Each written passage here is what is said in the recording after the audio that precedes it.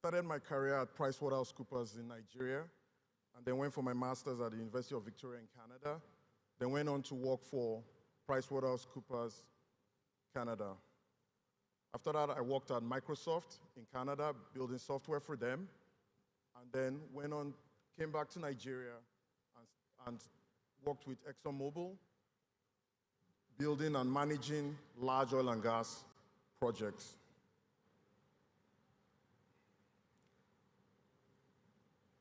What is Tizeti?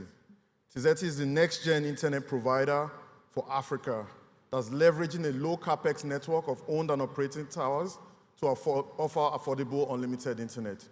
We do this through our three consumer-facing brands: wifi.com.ng in Nigeria, Ghana Wi-Fi in Ghana, and Wi-Fi Core, which is our voice service. Offering unlimited internet is not a trivial problem, but offering affordable unlimited internet is even a more difficult problem. And we do this using our owned and operated solar-powered towers. This is one of our towers. It's solar-powered, it's super capital efficient. We build it at 20 to 25% of the cost of our competitors. As you can see at the bottom of it, there are no generators, there are no diesel tanks. So we get a lot of cost savings from it.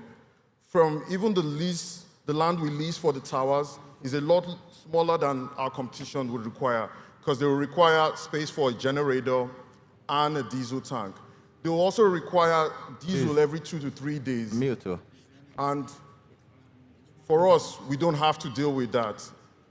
Solar is very low maintenance, and all of these cost savings, we offer it to our customer in the form of unlimited internet. That's why we're able to undercut the competition and offer it at a price that is 30 to 50% less than your data capped plans.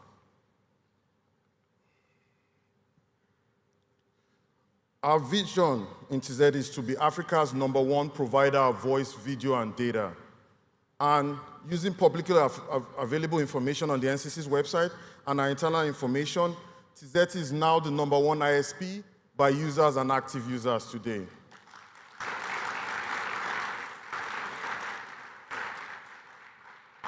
We obviously can't do this all by ourselves. We have a wonderful array of partners. We're backed by Y Combinator. We're backed by WTI, who was an early provider of debt for the young Mark Zuckerberg when he was starting Facebook. We're also backed by Social Capital, who led the SPAC revolution last summer that got a lot of retail investors in the US excited and investing in companies that IPO. We're also backed by 2 of the leading VCs that are focused in Africa, 40X and Linex Capital. We have a huge array of partners. One of our partners is Main1, one of the top submarine cable providers in the continent. And then our newest partner, Microsoft, which we announced via a partnership earlier this year. We also now have, our traffic has grown over the years, that we now have a Google cache in our data center. We're also partnered with Google-backed C-Squared in Ghana, and OEMs Cambium, Nokia, and our existing partnership with Meta. We have an array of payment providers: Paystack, QuickTeller, Remitter, and our Buy Internet Now, Pay Later partner, Ella. We also have a partnership with Number that allows us reach down market.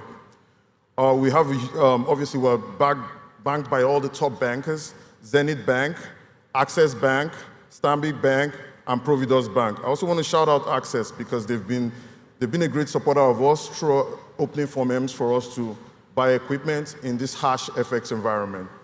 And we're audited in Nigeria and Ghana by PwC Nigeria and PwC Ghana, respectively.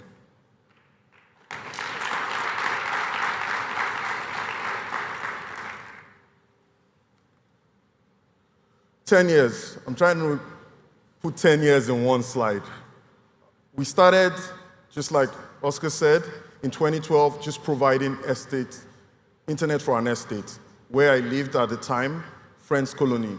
And we started with 1 Mbps. I know 1 Mbps today can't even serve a single customer, but that's what we started with 10 years ago. We figured out how to provide internet to the estate, and over the next 2 years, we're able to then be confident enough to launch to the public when we launched in Lekki Phase 1 in 2014 as Wi-Fi.com NextGen.ng. We bootstrapped with no investors at all, and we're able to get to a $1 million ARR and 5,000 users in 2017. And in that same year, we got accepted into Y Combinator. We demoed at Demo Day and raised the largest seed round at the time of $2.1 million. That same year, we also signed a partnership with Facebook and launched Express Wi-Fi. So at 2017, we had 5,000 users. We continued on our path of building a business with fundamentals, and by the next year, we raised the Series A of $3 million, and the $2 million, we deployed it, and we're able to grow from 5,000 users to 100,000 users. And we also, in that year, generated our first ₦1 billion in revenue. Off the back of our Series A, we got very busy in 2019. We expanded outside Nigeria to Ghana and launched Ghana Wi-Fi. We secured LTE spectrum and built an LTE network. We also launched our voice service, Wi-Fi Call, and we expanded outside Lagos. All of that was a very busy 2019, and it prepared us for what we didn't know was to come in 2020, which was the COVID pandemic, where internet usage exploded. We grew to 1.8 million users in 2020, and have been growing at an exponential rate since then. By 2022, we now are almost at 3 million users, and we've had our third profitable year for a startup. And so we've been profitable for 3 out of the last 4 years, and we also achieved another feat, which is we paid our first dividend as a startup this year. And obviously, if you have a 10-year-old like I have, you know you've started to grow up. And so we needed more adult supervision and to bring in more guidance, and we expanded our board. And we've also continued our expansion within Nigeria and expanded to Oyo State, just like we informed you as NextGen 1.0. And so today, currently, Tizeti has 3 hotspots service. We have 3,884 hotspot locations. We have 2.8 million users in Nigeria. And we also have built on an average of 1 tower every month since we started. We now currently deliver, yes, a round of applause, please. It takes about a month to build a tower, right? And we now deliver 190 terabytes of data a day.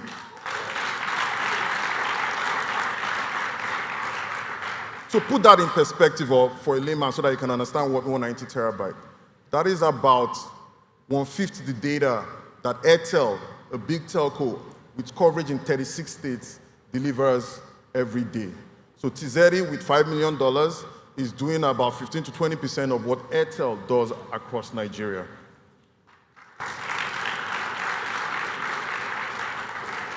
And so the key events, these are the dates that show our progress over the last 10 years. We launched in French Colony in June 2012, and at the end of our first financial year, we generated 25 million in revenue. We had no investors, no money. We started with 0 and 1 meg. And if you look at the exchange rate today, there are very few one-year-old startups that can deliver 25 million at 160 exchange rates.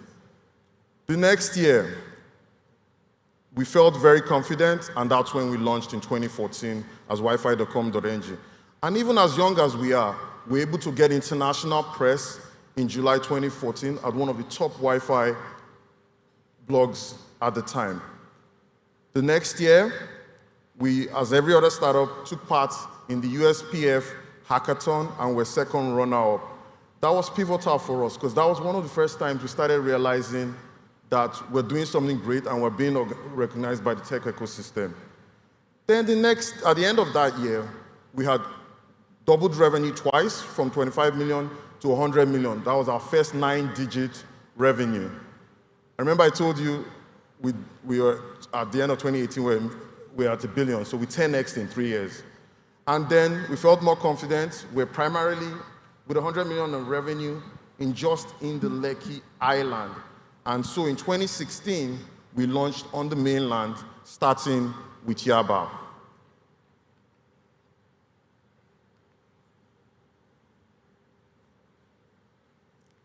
And same thing, something amazing happened in 2016. We signed a partnership, a multi-million-dollar partnership with Facebook. We had no investors.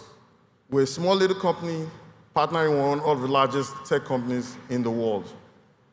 And that same month, we got accepted into Y Combinator in Silicon Valley.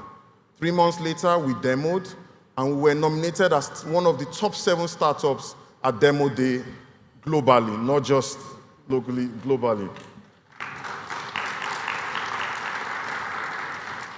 In 2018, when we deployed our seed, by the time we deployed our seed funding, we're now EBITDA positive before we even raised a Series A. And then at the end of the year, like I told you before, we generated $1 billion in revenue and profitable. 2019 was our busy year where we launched Ghana Wi-Fi, LTE, and P, and in Port Harcourt. 2020, at the height of the pandemic, my team worked throughout the pandemic to expand the capacity of our network to 100 gigabits per second. Remember, we started with 1 meg, and we've grown to the point where the capacity of our network is 100 gig, which is 100,000 megs, which is 100,000 x in 8 years. And then, at the end of 2021 financial year, after 3 profitable years, we issued a dividend of 2 naira per share. In 2022, we announced our partnership with Microsoft, which would mean we have now partnered with most of the large tech companies in the world.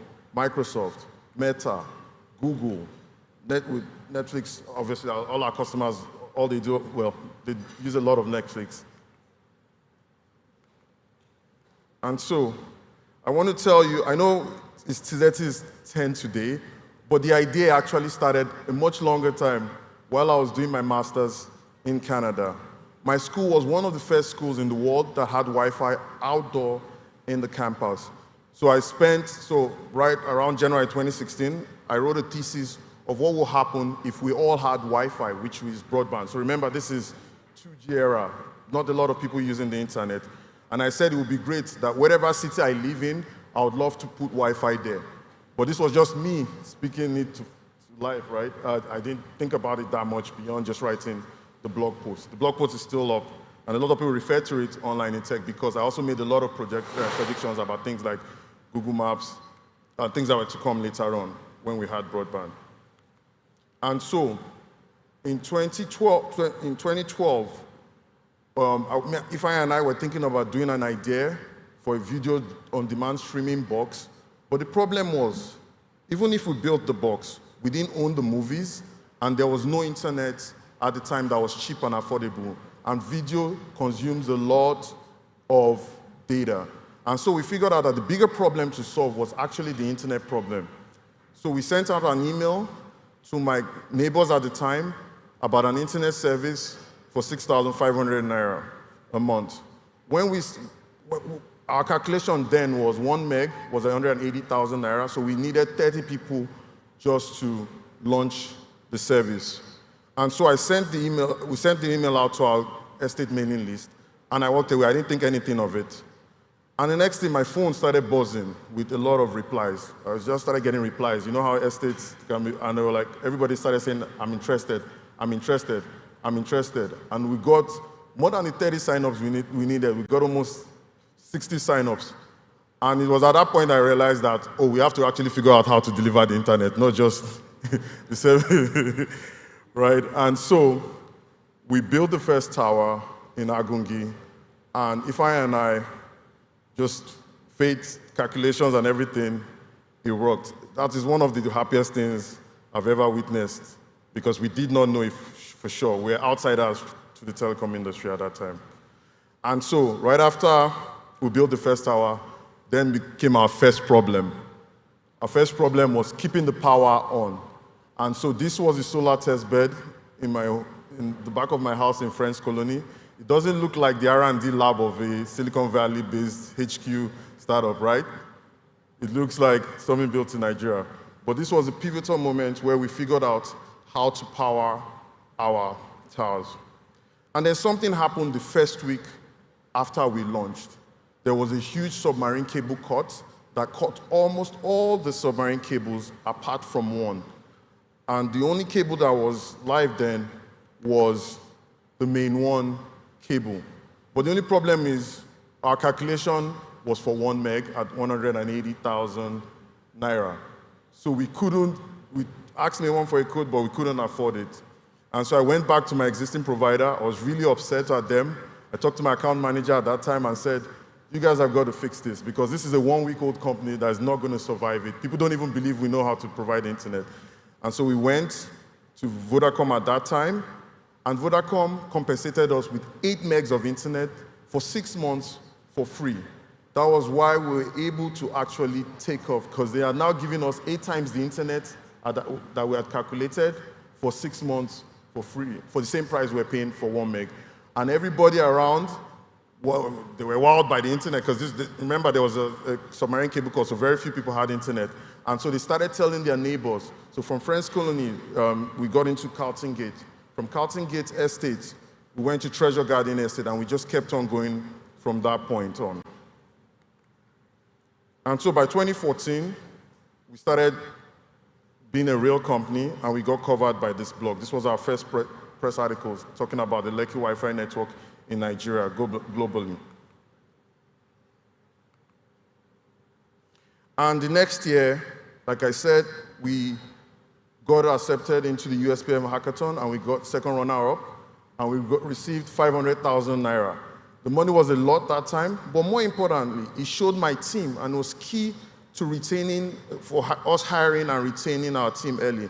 In fact, Tizeti is one of the only startups that still has its first employee till this date. We still have our employee #1 working for us today. And then, late 2016, Ifeanyi and I took a leap of faith. We had no investors at that time. We had offered Y Combinator. Y Combinator had come to Nigeria, and we had offered internet for the event just like this one. And they had encouraged us to apply to Y Combinator. But there was a little problem. Remember, we're a bootstrapped startup. We had no investors, and basically all the revenue we generate each month is what we use to run the business. And so the cost of a flight to Silicon Valley was going to disrupt our dynamics. So I sent an email to Ifeanyi, and we're like, okay, we have to pay salaries, we have to pay May1. I don't think there's money for us to go on a joyride to Silicon Valley. But we took a look of faith that if we get to Silicon Valley, that we can then progress our discussions with Facebook, because Facebook at that time, Facebook CEO at that time had come to Nigeria, which showed that they were serious about Nigeria. So Ifeanyi and I got on that plane, we borrowed the money for the flight, even though Y Combinator had promised that they will reimburse us for the flight. But you know how, those of you that have been pre-seed startup, you know there are a lot of promises. You can't really hold everybody to what they say, right? And so we went there. Our calculation was not even to get into YC, it was actually to go there so that we can meet with the Facebook team and progress the partnership, which looked like a long shot too, right? This is a small company with no investors, and just doing their work. And luckily for us, at that trip, we got accepted to YC, and we progressed the Facebook partnership, and by the time we came back, they emailed us to sign off the contract. And on picture at the bottom here is me and Ifeanyi on that same trip where we visited Facebook's HQ and discussed with the team in the center. And the one on the right, on the far end, is where we launched Express Wi-Fi. So Facebook actually sent an exec down at the launch of Express Wi-Fi.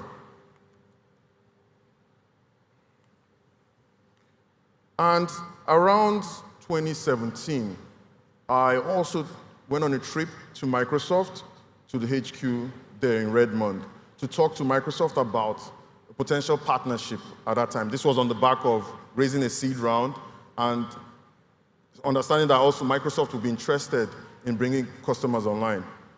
Nothing happened, but I kept on with Microsoft because this is very personal for me. It's personal for me because I learned how to code at age 12. And it was my love for Microsoft and Windows that made me become an engineer, right? And also go for my master's, apply to Microsoft, and worked for Microsoft. And over the next couple of years, We kept on talking, and in December 2021, the due diligence us. I was the one having the conversation, but they also said they wanted to speak to someone. It's only me they've been talking to. So can they speak to anybody in the company or at a call where they wanted to make a decision? So I called Ifeanyi. I didn't even know where Ifeanyi was in the world. I'm like, Microsoft wants to talk to you. Ifeanyi was like, what? I didn't give him any background, no update. But I'm like, we have to close Microsoft. We've been on this thing a lot. But I don't know what Ifeanyi told them on that call, and we closed Microsoft in December 2021. And they came down in March of this year to launch the partnership. And so, over the last 10 years, Tizeti have generated over 11 billion in revenue. 760 people have either worked with us or are still working with us. 300, half of that is still working with us. And this is the most amazing thing for anybody that's been in the telecoms industry for so long. Tizeti has $0 in debt. We are debt-free. That has not happened. If you think of all the people that have died along the way, debt is one of the reasons. We have no debt, foreign or international. But what's also crazy is that over the 10 years we've been in business, Tizeti has only spent $404 million on marketing. Think about it for a second, which means we sponsored Big Brother twice. We're the first startup to sponsor Big Brother. We've had the conference like this twice, and we've only spent $404 million, which shows you that we are actually, the customers that are acquiring because they need the internet. Most startups today spend $400 million in their first year. We've spent only $400 million in 10 years. A round of applause for my marketing team.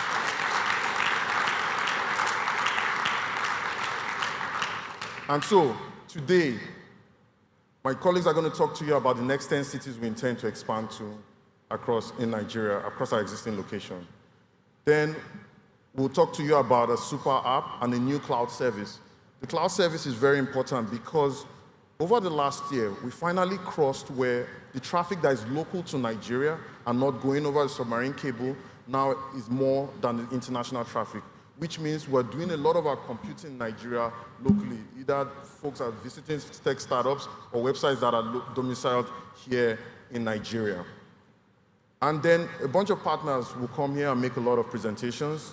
Very interesting presentation. One of the ones I'm even excited about is one about TISAS, which is an edutech startup. Another one I'm interested about, very interesting, is a lady is going to talk to you about creating wealth online, which builds on what I talked about last year on angel investing in startups. I hope those that came here yesterday, you made one investment in a tech startup over the last 1 year. Because one of the crazy things about what happened in NextGen 1.0 is all the presenters that came here, amazing things happened to their business. Main One got acquired for $320 million. Kudi and Reliance HMO, speakers last year in NextGen 1.0, also raised their next round at north of 200 million and became YC top companies. Ayala even surpassed all of that and has raised their round at an even higher valuation. So I'm super excited what happens to all the partner business when we come to NextGen 3.0. Then my CTO is going to come and tell you about our network improvements that we're making, because we're always upgrading our network from the 1 Mbps we had to the 100 gigabits per second. Then we're going to demo our new service offering, which, based on the feedback we've been getting from people, that is not only unlimited internet that people are interested in, they want a lot of speed at a higher price. And so my team is going to demo our new service offering that is better than anything that MTN is trying to launch, or any of the 5G partners, or any of the fiber providers, or SpaceX Starlink.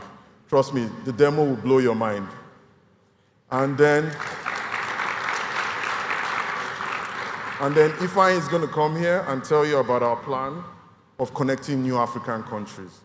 I know last year I was the one that presented, so I want you to see my wonderful co-founder who does most of the work. I just come to present the work that is done by my team. And then lastly, if you are going to miss anything, don't miss the last presentation, where I'll come out and tell all of our role in building the next frontier. So everybody has a role here, and I'm going to share it. That is the most interesting presentation that you're going to see. So please stay with us. Thank you, everyone. Thank you very much. Good. Ladies